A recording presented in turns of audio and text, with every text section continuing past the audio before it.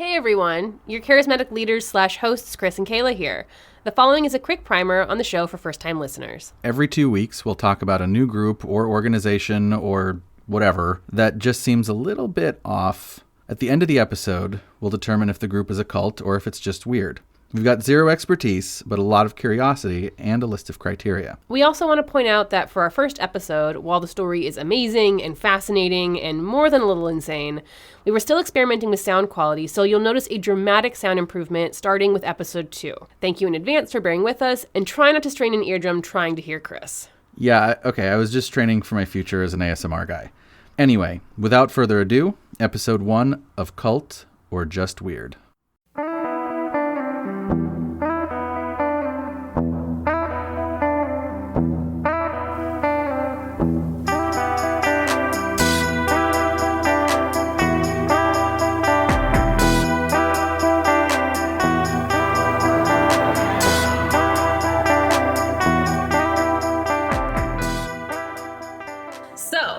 For our first episode and our first, what do we want to call the things before we decide if they're a cult or just weird? Because we don't want to call it a cult. Groups, our first group, our first subject. Okay. Our first subject is probably not one that a lot of people are going to predict, I would say. It also is particularly personal. Mm-hmm. So we are going to be talking about, for this first episode... Well, I think part of what you're saying right now is that it kind of hit us at a left field, too, which is what a big part of what prompted us to even do this in the first place. Right. Is that this group that we were sort of, I guess you could say, involved with, which will sound a little bit less weird in a second, but, the fact that it had some of these characteristics, perhaps, to it, was really what led us down this rabbit hole that even prompted the podcast in the first place. That's why we're doing the podcast. Right. So we're going to be talking about the Best Friends Animal Society. So, So this is, what is Best Friends? Well, okay, so the Best Friends Animal Society, I wrote a bunch of stuff down on Wikipedia, which I'm going to quote mostly Wikipedia here. I have a couple other sources that I'll name as I talk about this, but it's mostly Wikipedia because I'm lazy at researching. So Best Friends is an American nonprofit 501c3 animal welfare organization. If you're in LA, you probably know a lot about the Best Friends Animal Society we have here.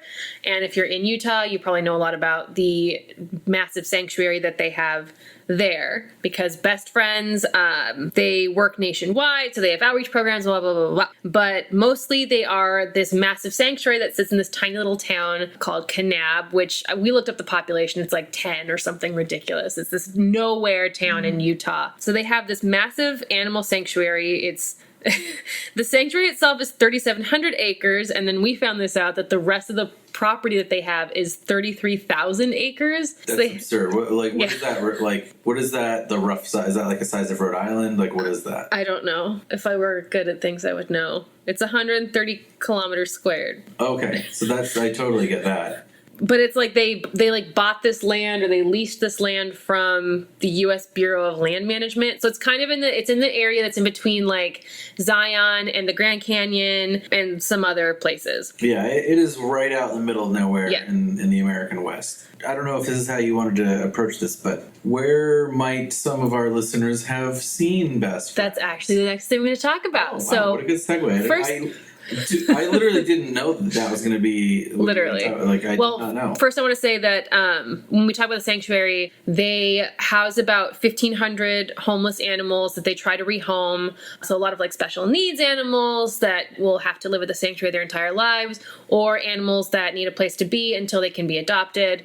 They have a lot of dogs, cats, pigs, rabbits, guinea pigs, horses, goats. Is there anything else? Birds. They have, everything. You may have seen Best Friends Animal Sanctuary on National Geographic Channel's show Dogtown. So Dogtown, if you ever watched that show, was filmed in their section of the sanctuary that's called Dogtown, that's just for the dogs. It's a really good show. I think it's back on, but basically it was just like a reality documentary show about the day-to-day life of working at Dogtown. Yeah, I watched it a few times. It's basically that they follow certain employees and volunteer. Do they? I don't recall if they had volunteers on the show Dogtown. On Dogtown? They definitely followed the employees and the dogs. And right. It was a reality show format. You might have also heard of Best Friends if you followed at all the Michael Vick dogfighting saga. Which, how do you pronounce that? Saga? Saga. They were the ones that... Sega is the video. Sega Genesis, yeah. They were the organization that basically took in all of the Michael Vick pit bulls and rehabilitated them and rehomed them. And they also did a lot of work with the Hurricane Katrina dogs. So they've done a lot of incredible work. And what's probably our way into this is that you can volunteer at the sanctuary. They obviously, have a lot of employees, but they also rely a lot on volunteer work. And we did do that.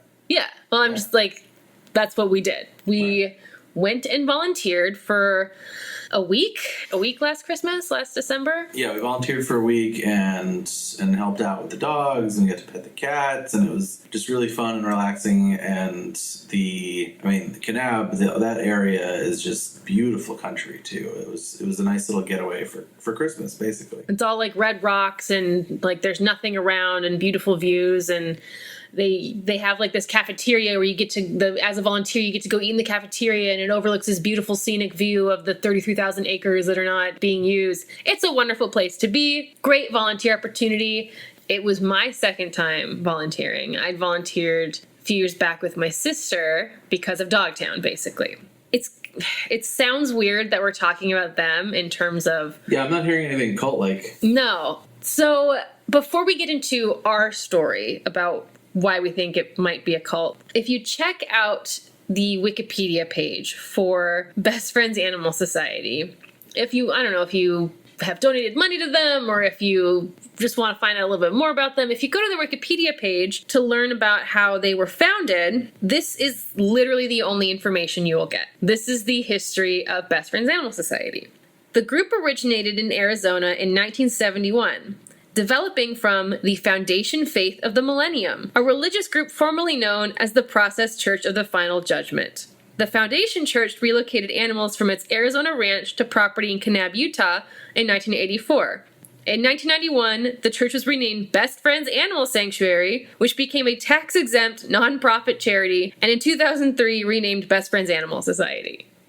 So that's it. That's the only information that is on the Wikipedia about how they were formed. So church with a really weird name. You always know that a church, when it has like 8 names, you know that it's definitely like super legit, right? So that's first of all. But then they just suddenly became something it's completely different. Like it sounds. Like Best Friends has no religious affiliation as far as we know. There's no sort of religious affiliation. There's nothing on their website about religious background or any. It's religion is not a part of what they are now. So it's really strange that if you try to find out any information about how they were formed, you're given 2 sentences about first they were this weird church that no one's ever heard of, and then they were best friends. Yeah, that is weird. That's weird. What prompted you to even look at the Wikipedia article, though? You're good at this. You're good at the transitions, of the segues. It's a skill. It's just my natural curiosity. As Chris and I were driving to Best Friends last December in our decision to, take a week away from home, go and volunteer, do something nice. I told you a little bit about the time that I had gone and volunteered, 5 years ago with my sister for her birthday. And there was one particular story that I always have liked to tell about my time at Best Friends. And it was about how she and I were eating in the cafeteria, and my sister and I'd call it social anxiety, I'd call it that we're just bitches. We don't want to sit and talk to anybody at any given time. Like, if we're going to sit down and eat a meal, we want to be with each other and not to talk to strangers. I think a lot of people are like that, but crank that up to 11 for us. So we get our food, our vegan meal from the cafeteria line, and we go and we sit down and we're eating our food. The tables are kind of communal, so we try to sit at a table that no one's at. And then this British woman walks over and she has her plate of food and she says, I'm not going to do a British accent because that would just be embarrassing to me. Yeah, please don't. She walks over, she's like, would you mind if I join you? And, my sister and I kind of looked at each other like, oh, fuck. but what can you do? So she like moves her purse so this woman can sit down. And she sits down and she says, "Hi, my name's Faith. I'm one of the founders of Best Friends." And so there's a moment where my sister and I are like, "Oh shit, yes, like this is actually really great. Oh my God, this is so cool. cool." You get to meet one of the founders just randomly at lunch. And she very specifically said, "I'm Faith. I'm one of the founders of Best Friends." And so when I told you that story about like, oh, it's so cool, then, we talked to her about how they form Best Friends and how just kind of what goes into making an animal sanctuary, blah, blah, blah. I didn't really pay attention to kind of how weird the phrasing was to refer to yourself as the founder. Sound that weird, especially if you are one of the founders. So this was 5 years ago. Right. So what was it, our third day there or second day there? For you and me, 5 years later? I think so. We're in line. You and I are in line for our food. And I go, "Oh my God, look, that's Faith. That's the woman that's one of the founders of Best Friends. Oh, it's so great." Which is cool, but then we totally hear her in line introduce herself as, "I'm Faith. I'm one of the founders of Best Friends," to somebody else. Yep. Same phrasing. Okay, we can chalk it up to, this is just this lady. She likes to call herself a founder. Cool, great. You and I sit down, we eat our food, we sit down at a table that's only for 2 people because we're also social anxiety bitches as well. I go to the bathroom, and what happens to you? So you go to the bathroom, and I overhear a conversation between another gentleman with a British accent. I unfortunately don't recall his name, but he introduces himself to some other folks, some other volunteers that are also at the cafeteria, and he introduces himself in the exact same way. He says, "I'm so-and-so," let's just call him Bob, because I don't remember, but I'm Bob. I'm one of the founders. It sounds like a similar sort of conversation that you and your sister had, where he said, "I'm one of the founders," and they say, "Oh, that's so awesome. Tell us more." And they strike up a little bit of a conversation. But we just found it a little bit curious that within this span of 5 years and span of 2 different people, they introduced themselves in the exact same way. And Faith again introduced herself as, "I'm one of the founders," and this guy introduced himself as, "I'm one of the founders." It just felt slightly off, right? Like if I'm getting food in a cafeteria at my company, right? Like I'm not necessarily going to overhear my CEO introduce himself consistently over the course of 5 years as one of the founders of the company, right? Like either he's going to be having lunch with somebody, they're going to know who he is. Right.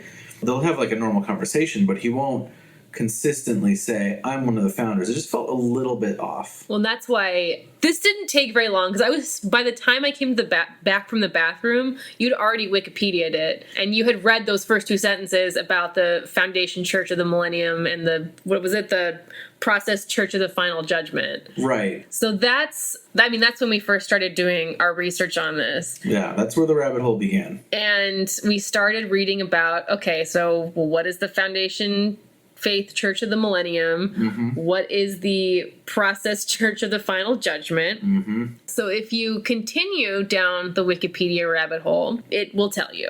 So I'm going to just read to you some stuff from Wikipedia about... Yeah, this is where I start getting a little bit fuzzy. Yeah. You did this research. So the Process Church of the Final Judgment, commonly known as the Process Church, was a religious group established in London in 1966. Its founders were the British couple Mary Ann McLean and Robert de Grimston, also known as the Teacher, and also known as Robert Moore, because having aliases is like totally legit, and if your leader of your church has multiple names, it's like definitely not weird. Maybe aliases should be another thing on my list. Let's think about it.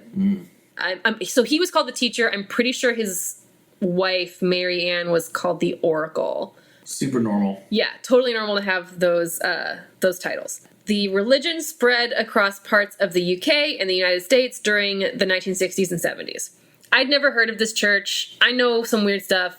Had never come up in my weird hippie research. Was this like a New Age church, or was this like wacky Christianity? What was this? Wikipedia will continue to say that the pair had met several years previously when they were both members of the Church of Scientology. Oh, okay. So Scientology is very normal. Yeah, I mean, we are from the LA area, so Scientology is in the fabric of our lives, but I think it's safe to say that the reputation that it carries is a little fraught. So if two people, It sounds like your thetans are just low. yeah, I'm just a suppressive person. Yeah. Just like Robert and Marianne McLean, who were ejected from the Church of Scientology. They were ejected. They were That seems... L. Ron Hubbard declared them suppressive persons and kicked them out. L. Ron Hubbard himself. According to some That's things I read on the baller. internet. Good Yeah. for them. Yeah. So they get kicked out of the church and then they get married because that's kind of a bonding experience, Sure. I think. Sure. Once you go through something like that together, you figure it out. It's like the crucible. You're bonded for life. And that's when they started a Scientology splinter group called, this is my favorite thing, compulsions analysis, which I need.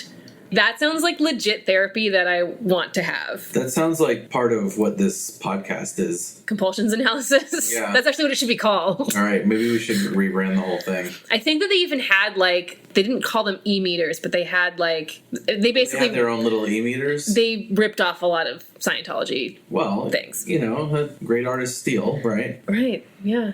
Robert and Marianne, the great artists. So they started compulsions analysis, and that kind of started to gain new religious elements. And for the purpose of for our listeners at home, when something is referred to as a new religious or new religious movement, that's kind of a euphemism for cult. Just saying. I don't even know if it's a euphemism. I think it's just like the more technical term, right? Right. I think because cult has sort of the connotation, the pejorative connotation that it does. Right. I think the more academic way to refer to groups that are younger and smaller than, say, Roman Catholicism or something, is to call them new religious movements. We have a plane flying overhead. I don't think we have to pause for it, but I'm just mentioning it. Yeah, I think that's going to happen for a while. We do live in a flight path. Yeah, we live in a bit of a flight path. So eventually compulsions analysis became the Process Church. This was in the UK, so Robert and Marianne were kind of like getting some people to hang out with them. They lived in a commune, so... Of course. Number one, there was a commune, and eventually they decided, they needed to leave the UK. So I'm briefly brushing on the Process Church. I will get more into some of these, nitty-gritty details later on, but this I just want to kind of give you an overview. Yeah, outline's good. So they're in the UK. They decide we need to find a new home. So they actually end up moving to this place called Stuhl. I think that's how it's pronounced, Stuhl, in the Yucatan Peninsula in Mexico. Okay. Moved their commune there. I think that the word Stuhl, I hope I have this written somewhere else. I'm pretty sure that means end or something in Mayan. They specifically chose it based on Mayan significance too. I think it got all blown apart by a hurricane and they almost all died or something. There was some hurricane that destroyed it, so they had to move again. Holy shit. They then moved to New Orleans and where you're totally safe from hurricanes. Yeah, and and New Orleans is kind of new age voodoo-y, there's weird stuff going on there, right? It's New a Orleans culty. Is both cult and weird. Yeah, it's both.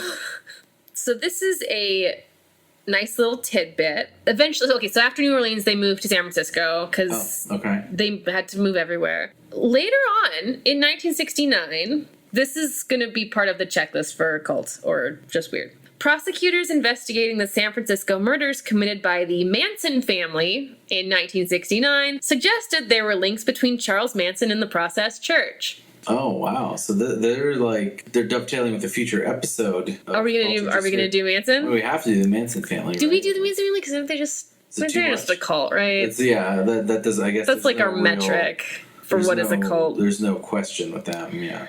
The Wikipedia article, which I didn't check who wrote this, but for all I know, it could be a member of the Process Church. The article says, although no proof of such a connection was ever provided, the allegations damaged the church's reputation.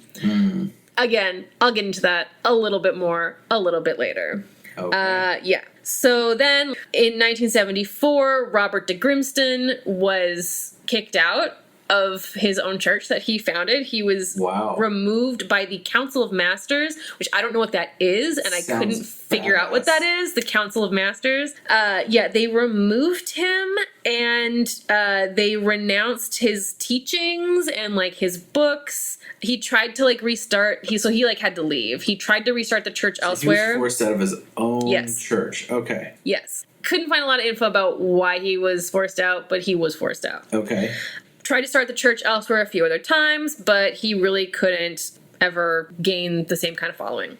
So after he left, what was left of the church, which I think still included his wife, now ex-wife, Mary Ann McLean, they started kind of undergoing a change, and they renamed themselves the Foundation Church of the Millennium.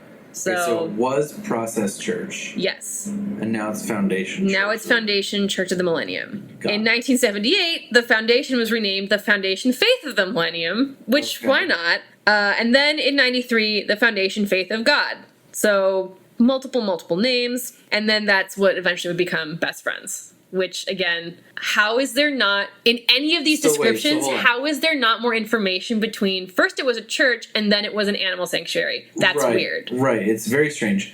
So just so I'm clear on the timeline, though, or at least the entities, there was the Process Church, and then Wait, so it goes Scientology. Compulsions Analysis. Right. Process Church. Process Church. Foundation Church of the Millennium. Wait, no, but now that's a splinter group, right? Well, now the Process Church, dissolves, basically. Okay, so the Council of Masters, after they kick out Robert, Right. They become something new. they kind of dissolve? Well, or he takes the Process name with him, essentially. He tries to start Process Church elsewhere, doesn't take, and at the same time, what was remaining of his original church now calls itself something different. oh, so they just rebranded after they Yeah. kicked him out. Yeah. And he tried to keep his name Process Church, but it didn't quite take. Right. Because no one Okay. cared anymore because it was 74 and the acid was wearing off and people were now get it. getting into coke. I get it. This is sort of like when Baltimore stole the Browns from Cleveland, but then they renamed them to the Ravens. I'll take your word for that. You've told me that story before. It's almost exactly that. Probably when we do NFL as a cult, we'll talk about that one. Is the NFL a cult or is it just weird? I kind of want to do the NFL as an episode. Okay. So that's the basic outline, the basic timeline. Here's our major players. Here's where they were. Here's what they were doing. Here's what happened. So I want to get a little bit into what the tenets of the Process Church actually were. I want to talk about what their beliefs were, and because while Best Friends Animal Society is supposedly not the Process Church, I think it's important to know what the beliefs were in the group that would later become it, right? Sure. Absolutely. Okay. So the Process Church. Okay. The Process Church held that God is made of 4 separate parts, equally worthy of worship. So they worshipped 4 entities, which was Jehovah. That's one better than Catholics, so that's... Oh, yeah, that's true. You get a +1. They're just trying to one-up you guys. They worship Jehovah, Christ, Lucifer, and Satan. And a person must worship all 4 in succession to gain enlightenment. So they worship Jehovah, which is essentially, as far as I am aware, is like Hebrew God, just the Father, right? And then Christ, which is the Son. But then they also worship Lucifer and Satan. So they worship the devil and God at the same time? They worship the devil and the devil. And then, in the devil, they can't seem to... Okay, yeah, I was always under the impression that Lucifer and Satan were the same person. According to them, no. But yeah, they worship God. Essentially, they worship God and the devil at the same time. Okay, so that's strange for 2 different reasons. One is you're worshiping the good guy and the bad guy. It seems like you're kind of playing both sides there. Pick a side. We're at war. Number 2, I still don't really understand how they get the Lucifer and Satan are different. But whatever. I mean, they're the Process Church. That's their business, right? So this specific church, a lot of different commentators and academic people and people with actual credentials that should be talking about this kind of thing, not just randos like us, they have called it both a religion and a new religious movement, which, as we said, is just a fancy word for cult. Right. There's this anthropologist named Jean La Fontaine, which I didn't research anything about this person, so they could also just be a rando, but Wikipedia said they were an anthropologist. This person said it was, quote, difficult to decide whether it was a truly Satanist organization. So just remember, at this time, this is kind of if this is 60s and 70s, this is still precursor to the widespread satanic panic of the 80s, but people were still talking about... Was this pre-LaVey Satanism? I don't know. Okay. But if we're going to really be technical here, they kind of were Satan worshipers, right? Well, they definitely were. They were Satan worshipers. I mean, they weren't just Satan worshipers, but they were Satan worshipers. Right. I mean, if that was one of the 4. Right. So there's this other guy named, this is my favorite name, I also cannot pronounce it, Massimo Introvigne. going to go out on a limb and assume that guy's Italian. He's a sociologist of religion, which I want that job. And he studied a lot about Satanism. And he said that the Process Church's doctrine, quote, doctrine was not Satanism in the more classical sense of the term. So this guy is saying, yeah, okay, they were worshiping Satan, but not in the way that you, like, think. Okay, so like, Satan was on the menu, but they weren't necessarily, like, running around with, like, goat skulls or whatever. Right, he literally said, like, pentagrams and he specifically distinguished it from LaVey's Church of Satan. He was like, it's not the same thing. It's a different type of satanic group. But he still called it a satanic group. Okay. So they were Satan worshippers as well as God worshippers. We don't want to, like, sure, you know. Right. They were hedging. That's just smart. Okay, so that's the big chunk of what their deal was as a religious group. Okay. They worship these 4 things. I definitely have not heard that elsewhere, so that seems pretty unique to them. It's interesting. So they started this, they started believing this over in the UK, and like I said, I was going to have a little more info about how they moved around.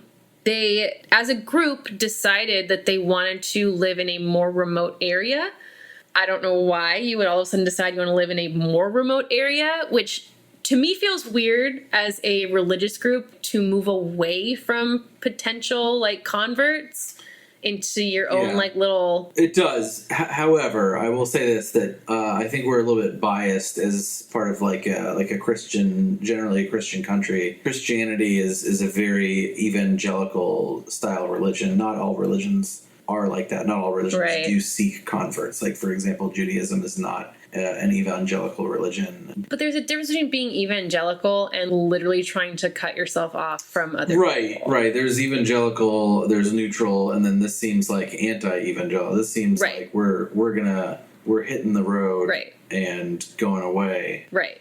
As these kind of beliefs are forming, they're taking these movements around the globe. Okay. And Wikipedia says, quite simply, they flew to Mexico and brought along their 6 Alsatian dogs.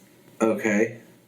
Why is there not more information on that? Why do they have 6 Alsatian dogs out of nowhere? I don't even know what an Alsatian dog is, but they had 6 of them. Right. Well, I actually think it's the other way around. Like, why were these 6 dogs important enough to, like, warrant a mention in an article about, like, this church's pilgrimage? I mean, the only reason I included it is because this is the first time in the, like, chronology that they've even mentioned anything about animals. Right. So from kind of the beginning, there was some connection to animals with this church. Okay. So there is a little bit of a bridge there. Right. So it's possible that these guys are just animal lovers.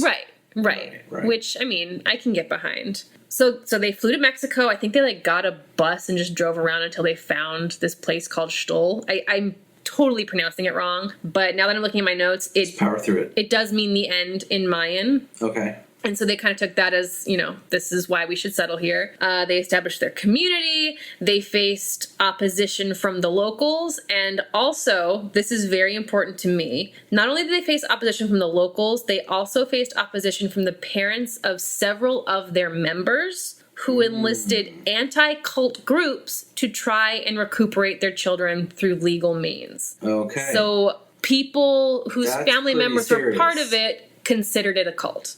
That's pretty serious. So, and then also this is something else that I wanted to talk about, and this might also be something that we need to include in our checklist, is in Mexico, this is where they, quote, clarified its hierarchical structure. So there was a very specific hierarchical structure of the church. Okay. And this put Robert de Grimstone and Mary McLean at the top. Naturally. And eventually they started to be, so I said that he was the teacher and she was the oracle. Eventually they started to be referred to as the singular, the Omega. Okay. And that's a good name. They like were when George tried to get people to call him T-Bone. Yeah, but the Omega stuck. But the Omega stuck. Yeah. Okay, good for them. That's hard. So they've got a 1-up on George Costanza, which that's a +1 in my book. Right.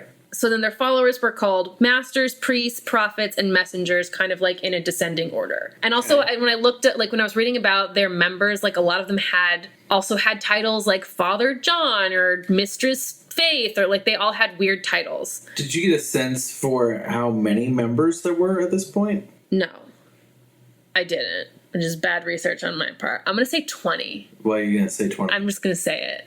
I don't think you should just gonna say something. I think I'm going to say 20 because I feel like there were like 20 founders of Best Friends Animal Society. Okay, but that doesn't mean that's not 1-to-1. Like, you're not necessarily a founder if you were a member of the church, and also vice versa, right? I mean, it just sounds to me like there may be more than 20 if we're talking about like a stratified hierarchy like that, unless each person had their own title. I don't know. Sorry. I'm bad at research. So I'm just going to move on. All right. That's when the hurricane happened, devastated their settlement, and they had to leave. But the interesting thing that I thought that happened was that the Yucatan experience kind of became like a part of their own mythology. And there was a little bit of a schism or like a division within the group in the coming years. That's how you know you've made it as a religion, is when you start. You have your own mythology? You get your own schism. Oh, when you get your... Yeah. Well, there was like a divide in the coming years between the members of the church who had gone through that experience and like the members who had not. So you can see that there was like in the early stages some cracks starting to show.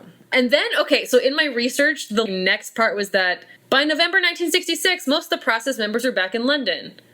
Okay, well, why? I'm going to go ahead and assume it was because of the hurricane, and people were like, and like also their parents trying to bring them back, so they just left, I guess. And so by the time the hurricane happened, and then the next year, the process finally began to operate as like an official church. Okay. So up until this point, it had been more of a like self-help group or something, like not really a church or a religion. Okay. It was more like a self-help thing, which I thought was weird. And that's when it became increasingly evangelical and focused on attracting new members. I don't know why. Okay. It opened a library and an all-night coffee shop known as Satan's Cavern. Which sounds like the baddest ass place to chill. I want to go to Satan's Cavern. That sounds like, a super cool place. Given their background, though, that seems like that's maybe heavy with some meaning behind it. Satan's Cavern? Yeah. It began issuing a magazine, at first titled The Common Market, which is that just like The Economist. Like, The Common Market is the most boring title of a magazine I have ever heard. And then they renamed it to The Process, which isn't really that much more interesting, but at least makes sense. And they also started to like get a celebrity, like celebrities started to get interested in it. You got to get on the ground floor, right? Like if you missed out on Scientology, right, you got to like figure out the next big cult religion so you can get on the ground floor. I think their like most high profile person was Marianne Faithfull, which I don't really know who that is. I don't know who that is. But I know the name. And I'll talk a little bit later about some of their other recruits. Okay. Started to get a lot of publicity. In urban myth, the Process Church came to be associated with ritual murders. Wait, what? In urban myth, the Process Church came to be associated with ritual murders. Although no evidence was ever... Okay. There was no evidence of it. But in the collective conscious, they got associated with ritual murders. I think some of that had to do with their like loose affiliation with Charles Manson, which there was a few reasons why they were affiliated. And then also because rumors spread that a number of Alsatians, the dogs, had been sacrificed around San Francisco, with these actions sometimes being associated with the Process Church, which kept Alsatians as pets. So okay. I'm going to talk more about the animal sacrifices later. But just know that kind of in the late 60s, early 70s, I couldn't find any actual evidence of it, but there was definitely rumors of dogs being sacrificed in the San Francisco area. Holy shit. So I don't want to accuse anybody of anything, but they somehow got associated with rumors of dog sacrificing. Okay, but like you said, it's rumor. Okay. Yeah, it's rumor, but so is everything else. Okay, so a little bit more about why they're associated with ritual murders is because police investigating the Tate LaBianca murders, which were the most high-profile Manson murders where they killed Sharon Tate. Right. So as the police were investigating it, they suspected a possible connection between the family's leader, Charles Manson, and the Process Church. When they asked Charles Manson if he knew Robert de Grimston, or Robert Moore, Charles Manson responded, reportedly, allegedly, quote, "You're looking at him. Moore and I are one and the same. What? Charles Manson supposedly told police that he and the founder of the Process Church were the same dude. Is there any possibility that he was telling the truth? No, but like So you know that there's definitely a Robert DeGrimston, Robert Moore. There's definitely a Charles Manson. Okay. I think what Manson was referring to is more of a like a spiritual one in the sameness. Right. Okay. Got it. But still, that's weird. Okay. So then members of the Process Church tried to like talk to the DA and be like, we don't have anything to do with it. They also like had an article in one of their magazines about Charles Manson. I think they even like went and interviewed him. So like there was weird connections with it. So then later on, when like the Manson trial was happening, Vincent Bugliosi, who is the prosecutor, he suggested later on that the connection may have just been that Charles Manson borrowed philosophically from the Process Church. Okay. So that kind of makes sense. It is hard to know in like this timeline what the chicken and egg situation is. Did Manson borrow from them? Did they talk to Manson first? There definitely is a connection. It's just hard to figure out the exact substantial nature of it. Right. And that really damaged the church's reputation. So after that, the number of donations received began to decline, and church members sometimes received abuse in public. So I think it's really important to note that at this time, so this is a couple years before the church would kick Robert DeGrimston out, before they would become a different church, and later on become best friends, they started to experience a financial decline. When you experience a financial decline, sometimes you're going to have to figure out other ways to make money. Pivot. Not accusing anyone, but maybe they had to pivot later on down the line and become an animal sanctuary. But it was it wasn't old Process Church that became best friends. It was the new thing that Robert Moore founded that became best friends. No, Robert Moore did not found it. It was his wife. He's kicked out. He's gone. He like left and died or whatever. The Foundation Faith Church of the Millennium was his wife and the other members that had kicked Robert out. Oh, I'm sorry. Okay, I thought that he ended up... No. Okay, so... Sorry, so just so I'm What clear... is going on upstairs? I don't know. So just so I'm clear on the timeline, Process Church kicks out Robert Moore. He goes, tries to do some other stuff. We don't know what happened. Fades into the background. Then the Process Church itself changes its name to Foundation. Yes, with the leader now being his ex-wife, Mary Ann McLean. Oh, okay. I was not clear on that. Yeah. Okay. So, continuing on this line of the Manson connections, there's this guy who wrote a book, Ed Sanders. He wrote like an investigative book about the church, about Charles Manson called The Family. Okay. And he alleges that Charles Manson was a member of the Process Church, and he cited the fact that Charles Manson lived on the same road as the Process Church's San Francisco address, but it's hard to know if this was just a loose connection or if it's just hard to know. There's a lot of weird Manson connections. There's a lot of other connections made by journalists and by people who wrote books that tried to connect the Process Church to weird Satanism and weird occultism and like Aleister Crowley and like all those peeps. Okay. So, I have a lot more information about the church. Okay, so they did have an e-meter, but it was called a P-scope. P-scope. P-scope. Right. I think that's what you do when you get a drug test. A P-scope. Okay, so going back to the belief of the four whatever, the church stated that Jehovah is strength, Lucifer is light, Satan is separation, Christ is unification. Each member was instructed to follow the god or gods which were best suited to them. Each individual was understood as a combination of these two gods. The church taught that an individual's personality and relationships could be explained by reference to which gods they manifested. Mm-hmm. For example, Robert DeGrimston described himself as a blend of Luciferian,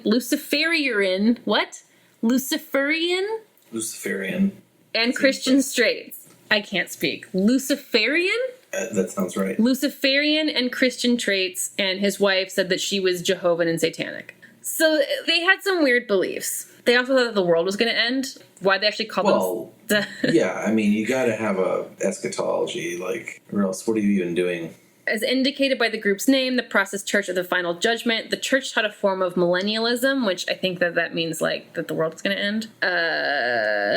According to Process eschatology, the 4 separate divinities would be unified in the end times. The reconciliation of opposites was kind of like the thing that would make the world end or whatever. Okay. Process actually meant pro-cessation. So they were totes for the end. Like they wanted the world to end. Okay. Because they would bring everything back together.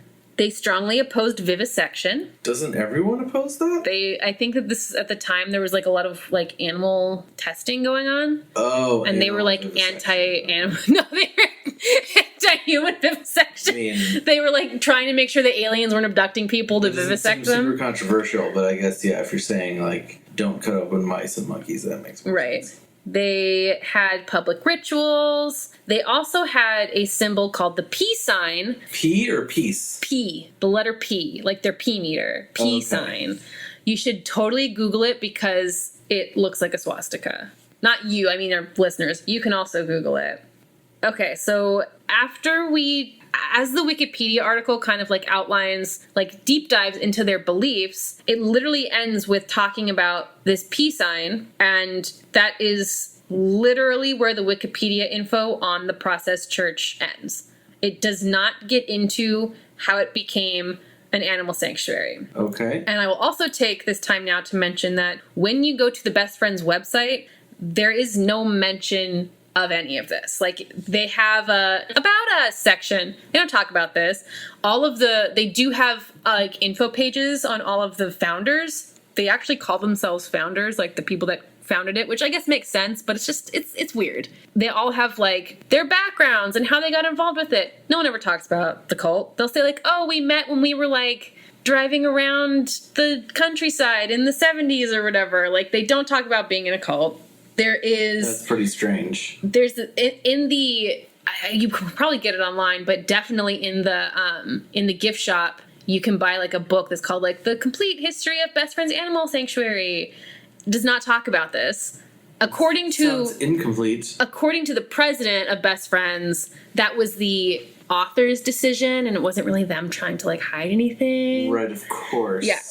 So they just don't talk about it. So trying to find some link between how this group later became an animal welfare. Yeah, that's. I can't speak. Animal welfare. Animal welfare organization is tough to do. That's the part that I'm like super confused about still. Is like, okay, so there's I know how Best Friends works because I volunteered there, and I have a pretty good understanding of how the Process Church tended to work from what you just told me. What I don't really understand is where that pivot came from. Right. What exactly happened there? So, unfortunately or fortunately, I had to go a little bit off Wikipedia and like off reputable sources to help try and establish this link. Okay. So, you're going to have to take a lot of what's coming next with a little bit of a grain of salt. Okay. But it gets weird. It gets weirder. Wow. Okay, so to go back in the timeline, we're going to start talking about when Robert de Grimston is ousted and he and Marianne McLean are divorced. So that's kind of where we're going to start the timeline for now. Oh, also, P.S., I don't know a lot about Robert de Grimston's background. I think he was like a military man, but Marianne McLean supposedly was like, she spent some time in the States. She claims to have been married to Sugar Ray Robinson. Okay. The boxer, right? Right. Yeah. The boxer, which seems unlikely. And then she apparently moved back to the UK and was a high-end sex worker. Oh, right. Naturally. So, no judgment. No. Just an interesting background tidbit. Right. Okay, so they got divorced in 1974 when Robert was ousted for whatever reason. And so then Mary Ann and several original members of the group continued as the Foundation Church of the Millennium. Before that happened, some other things happened. So this information all came from this weird site called The Dog Press, which is a website I found that is like this weird like GeoCities DIY conspiracy theorist investigative journalism site about dog news. Okay. Which God bless that for existing. First of all. Was there a web ring? I don't know what that is. You remember web rings? No. You're too young. Forget it. What's a web ring? Don't worry about it. Is it a cult? No. The person who wrote this article is named Miss Jade. That's all I could get on her. Miss Jade. So she wrote this extensive investigative piece on the founding of Best Friends. So I might repeat myself a little bit here, so forgive me. And unfortunately, I could only get so much information from this article because at a certain point it went behind a paywall, and I'm not about to pay the dog press any money. No. Just not going to do it. Not if their website is shitty. Okay, so going back to the Alsatian dogs. At just a certain point in the early formation of the church, Bob and Marianne each acquired a large Alsatian, which apparently is a German Shepherd. Oh. And I'm assuming that they just did this on a whim, oh, we want some dogs, and they got their dogs. And then because they were the leaders of the church, their acolytes followed suit. As one member of the church explained, quote, "Dogs are much more high-level beings than we are. They're pure. Animals don't have conflicts of choice. They do as they're supposed to. They're not conflicted." So apparently process members believed the dogs could sense the coming apocalypse as well. Oh, wow, that's intense. So according to this article, there Poor was dogs. some early on reverence for pets and animals. During the time they moved from the UK to Mexico and then moved around, the process members hit the streets asking for donations. Cult members were told to say the money was going to animal welfare. Okay. Although most of it landed in the de Grimston's pockets. So early on in the church, again, another little bit of a bridge between the church and what would it later become. They asked for donations under the guise of animal welfare. So, another website I found called conspiracyarchive.com, Mark Owens details how Robert de Grimston published several books on his favorite theme and commanded his followers, "Thou shalt kill." Thou shalt kill? Thou shalt kill. Okay. Another process publication urged readers to experience the pleasures of grave robbing and necrophilia. What? What the hell is going on?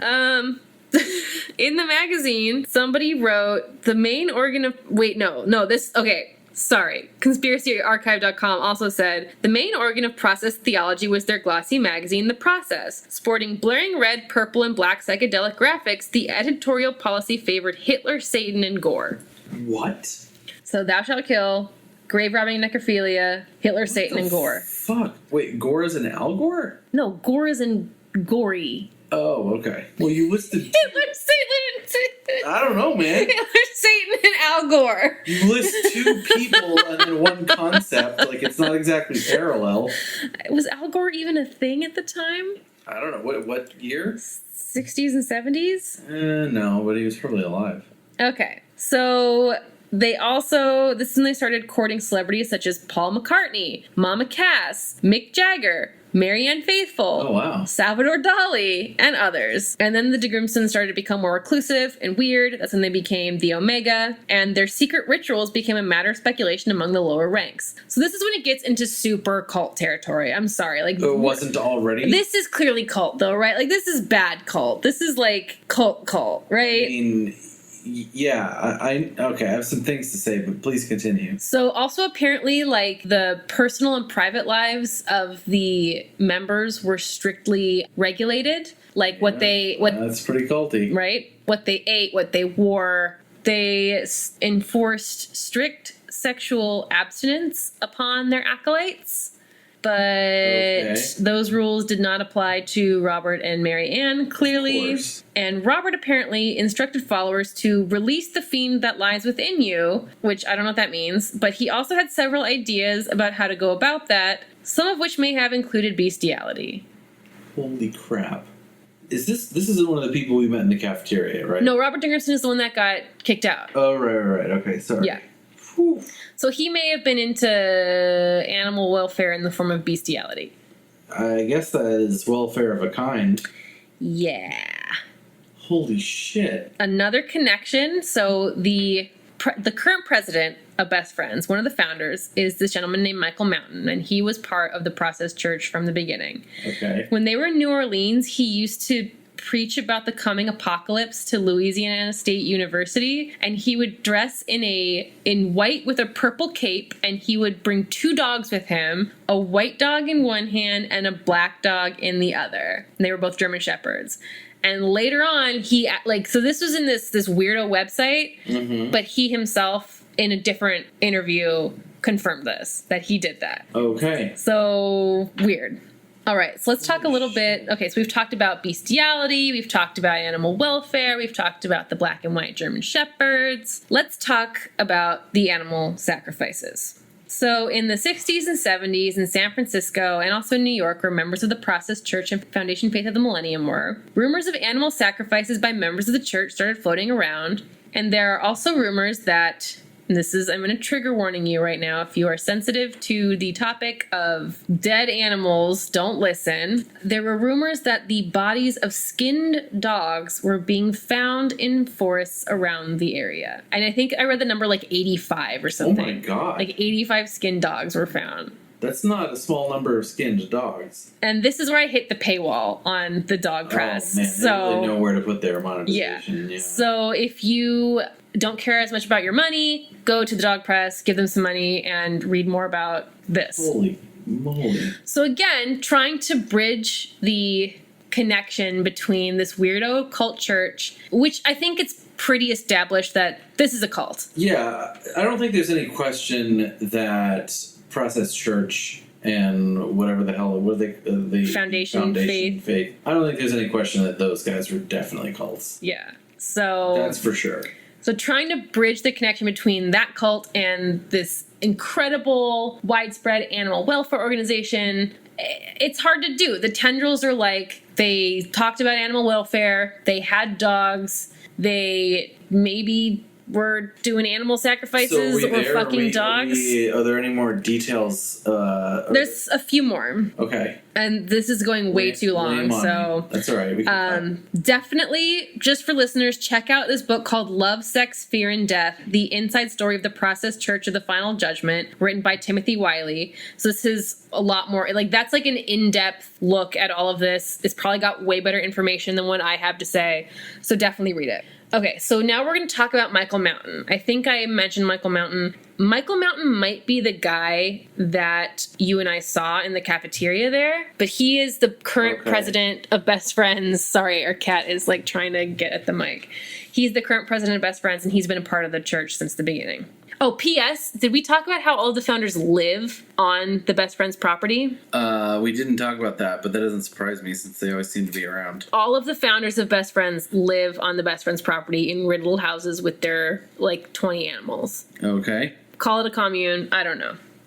In an interview with culteducation.com, one of the founders and president of Best Friends, Michael Mountain, downplays the wackier aspects of the religious movements and says that all that bad shit and the Satan connections and the Manson connections were overblown. So in this interview, he acknowledges all of this stuff that we've just talked about and says it was all just like, it was just the 60s. It was crazy. We were all like juvenile. We were just looking for something to do.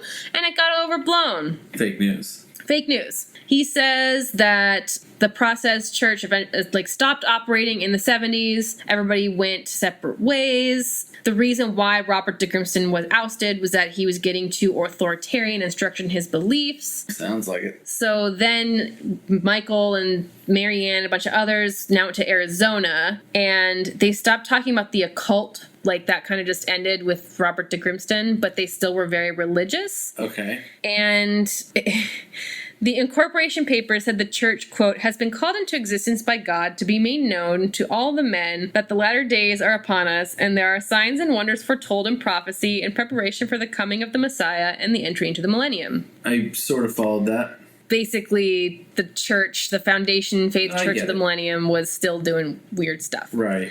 All of the group members kept their religious names. They dropped their given names on their birth certificates and now had these weird religious names. Kept them. Michael Mountain's not his actual name. He's got a different name. Okay. So Faith probably is not her name either. Right. Well, it is now. These are fake names. They started believing just in one God again. Oh, that's a shame. Yeah, I know. And once they started to concentrate on one God, the group discovered its mission. Apparently, some members have been animal advocates for years, and German Shepherds have been associated, as we know, with them. Marion de Grimston was active in the anti-vivisectionist movement. So again, another bridge. So we've had some little breadcrumbs that would reveal that they would later do this. Michael Mountain recalls Mahatma Gandhi had a saying, "A society can be judged by the way it treats its old people, its young people, and its animals." So then, as the Foundation Faith Church of God, they started taking in strays and unwanted pets, found the Arizona property too small, found this massive piece of land in Kanab, moved everybody over there, and essentially they started building on that property and took in animals. Literally, it was just that. They were this, according to Michael Mountain, they were this crazy-ass juvenile cult that later just got a little too big for its britches, broke up. The core members kind of stayed together, like, spiritually. Right. And their, like, shared love for animal welfare just chilled kind of... out of it on the cult thing. Yeah, chilled out on the cult thing, just became, like, spiritual and believing in God. The already existing just like personal love of animals then just flipped into this like animal welfare group. Right. So literally according to everybody, it literally was just we were a cult and then we were an animal welfare organization. It's literally just that.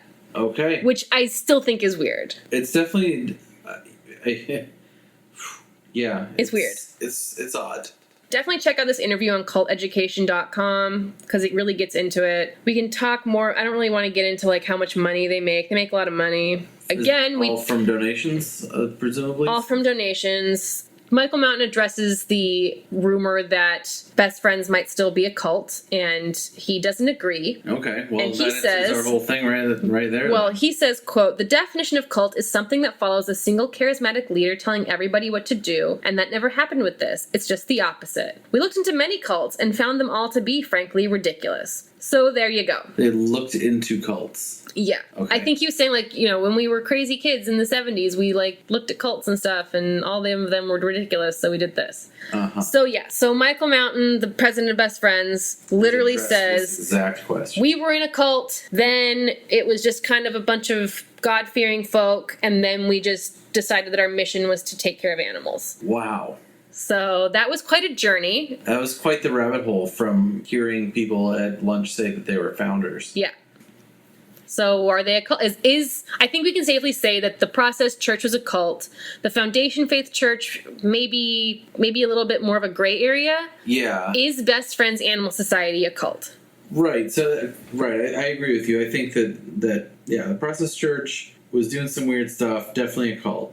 The question is, did they eventually transition away from being a cult as they transitioned into Best Friends? Is Best Friends itself a cult? I'm going to say no. I think I'm inclined to say no as well, just because it feels like there is enough evidence. So here's the things that I'm really torn on. Are the founders of Best Friends just animal lovers? Right. Or do they also have different motives, right? Well, so I think there's enough evidence to suggest that there was an evolution in this group. I've got some info on other motives if you want me to get into it. Well, maybe we should, because I do feel like there's potential here, like you said, potential for the fact that they're just trying to get money. I mean, if they were... They make a lot of money as a make a lot of organization. Money, they do take in a lot of money. Our friend Robert in the past had used the cover of animal welfare to solicit donations, right? Then lined his own pockets. So, if that's the type of thing that's still going on, or if this weird like animal sacrifice, beast shit, like some of these things that that the previous incarnation of the organization had been rumored to engage in, like again, maybe it's just rumors, but I don't know. It's also a little strange, right? So the question for me is the current organization just a group of animal lovers? Right. Or is it a group of animal lovers that also does some other strange stuff? Because that might push it over the cult edge for me. Well, I was reading a little bit about, I can't say a lot about like where their millions of dollars worth of donations go. Obviously, a lot of it goes back to the animals. They do have nationwide programs. They're super into rescuing and like spaying and neutering and catching. Like they do a lot of really great animal work. But something interesting that I came across specifically about the gift shop at the Best Friends Animal Sanctuary in Kanab. In general, in charitable organizations, gift shops are, it's kind of like an unspoken thing that the proceeds from the gift shop go back to the organization, right? You go to a whatever, you buy a book for $10 and 9 or 10 of those dollars are going to go back to helping the animals, right? Right. That's what I would assume. Apparently, specifically at the gift shop at Best Friends, only 7% of and I can't remember where I read this, so please, 7% of the purchases go back to Best Friends. The other 93 goes to the founders. That's interesting. So, and I think specifically Michael Mountain. So they are making money, like they're turning a profit off of those things in the gift shop. That doesn't feel good to me. I know. That's why I said to you the other day, like, oh, I don't know if we should keep giving the money. I don't know what to do. Because that felt, and I want to look more into it because this was just one allegation that I read on some website. And I believe Michael Mann himself has addressed it as like, well, you know, blah, blah, blah, we need to make money. I don't know. But it's something to look into. I'm not fully satisfied that there isn't some shady stuff going on. Yeah, me either. I mean, like, it definitely seems like there's a lot of potential for shady stuff. So even if only 10% of it is true, that still means that there's like definitely something shady going on. So I think I'm still inclined to say until I have more evidence about the group in its current incarnation, I think I'm inclined to say just weird. Okay. But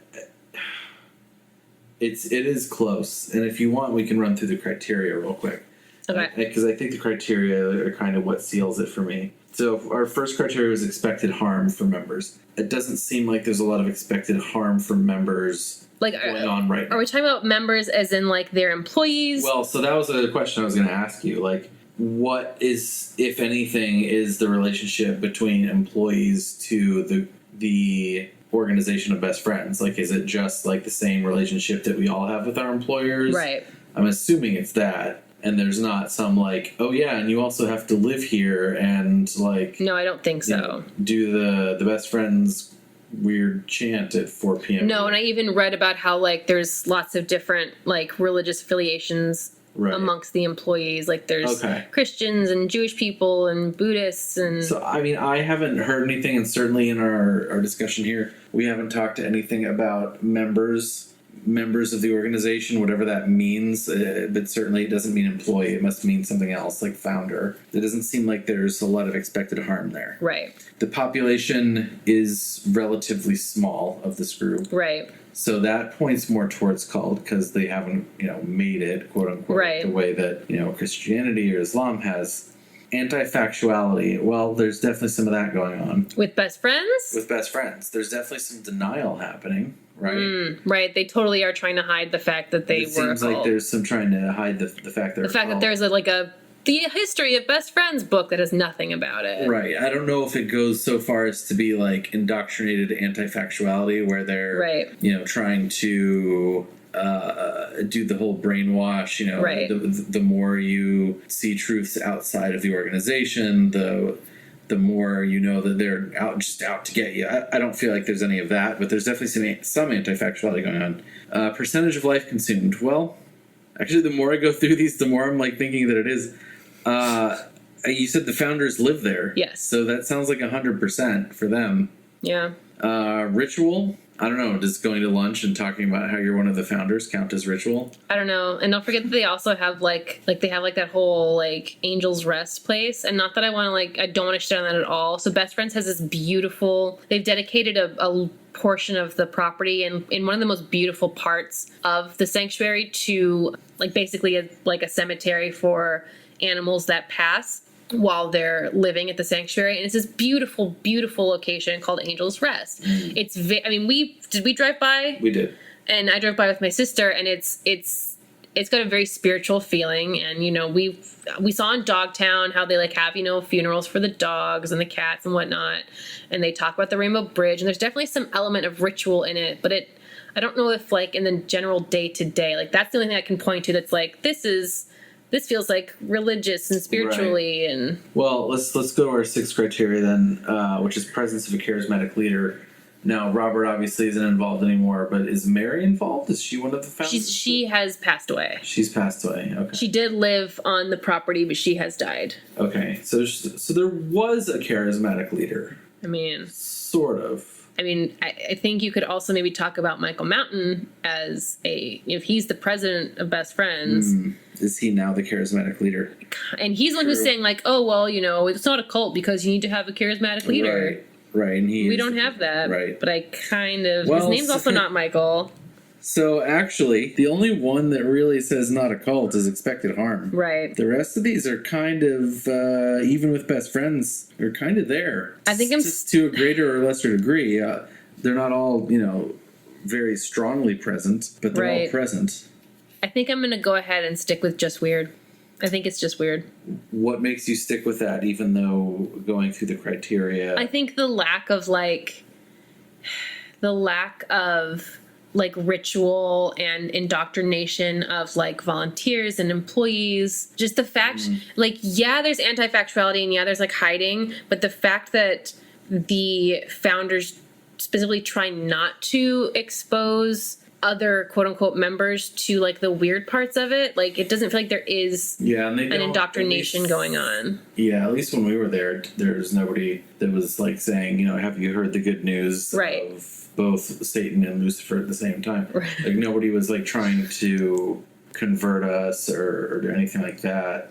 It's definitely in the gray area, which is what makes it an interesting topic. It's either a very benign cult or just weird. I think, I guess I agree with you. Without the harm, without the evangelizing, and with the only somewhat anti-factuality, I guess that I will go with just weird as well. All right. I think that it is an organization that came from way more than just weird actual cults. Yeah, the Process Church is a cult. For sure. And that as it grew up and got older and mellowed out, I guess it mellowed its way into not quite a cult anymore, just weird. I'll take it. Okay. So did we figure it out? I guess so. So does this mean we can go... I'm definitely curious to maybe hear from our listeners what they think, though. Oh, yeah. Please, somebody buy the book and read it and do our work for us. And email us at cultorjustweird@gmail.com. Is that our email? Yeah. Do we have that? Yeah. We also have a Twitter. Yeah. Tweet at us. Yeah. What do you think? I need to look up what our Twitter is. We do have a Twitter. I think we might have an Instagram, too. Our Twitter is... I think it's at culturejustweird. I think my Twitter is not loading fast. It's at culturejustweird. Yeah, that's us. Tweet us at culturejustweird and tell us what you think. What is Best Friends? Are they a cult or are they just weird? Are we okay to go volunteer there again? I just want to clear my own guilty conscience. So I think so, and here's why. Sometimes it doesn't necessarily matter. Particularly in the case of Best Friends where we're volunteering, there's not really any money exchanging hands. We are making animals' lives better, right? Even if the infrastructure around that is this swirling mess of weirdness and potential cultiness. Right. I don't think that we're doing anything that's necessarily supporting ill will or harm. Right. And we are doing stuff that is supporting animals. And besides, it's beautiful and it's fun to work with animals. I'll say this, though. I'm not going to buy anything from their gift shop, I don't think, anymore. Yeah. That's a lot. No gift shop. Defo go volunteer, though, because it's awesome. Yeah, plus they have the kitten room, so... They do have a legit kitten room where you get to just sit there and pet kittens. Yeah, that kind of trumps everything. Yeah, let us know what we can do to make this better. Let us know if you have any suggestions for future topics. Yeah, we have a whole list, but obviously suggestions are welcome. You're doing the research next week. Do you know what topic you're doing? I don't think we've picked one yet, but we have plenty to select from. So could do Ramtha. Sure, what the hell? Let's do Ramtha next week. Oh my god, are we really going to do it? Oh boy. Oh man. We also have a personal connection to that one, so we have to do it now just so people can hear it. All right, next week on Cult or Just Weird, Ramtha. Do we have a sign-off? No, let's make one up. What is it? This is Chris. This is Kayla. Signing off on Cult or Just Weird. See you next time. Bye.